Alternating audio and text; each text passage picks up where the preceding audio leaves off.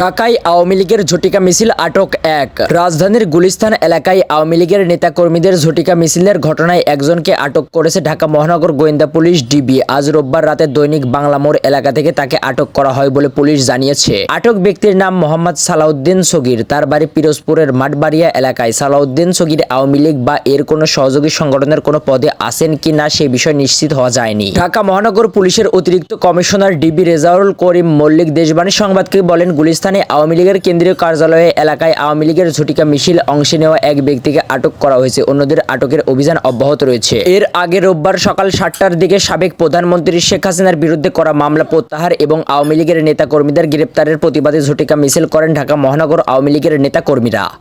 মিছিলটি বাইতুল মোকাররম মসজিদের দক্ষিণ গেট থেকে শুরু হয়ে আওয়ামী লীগের কেন্দ্রীয় কার্যালয়ের সামনে গিয়ে শেষ হয়। পরে মিছিলের একটি ভিডিও সামাজিক যোগাযোগ মাধ্যমে ছড়িয়ে পড়ে।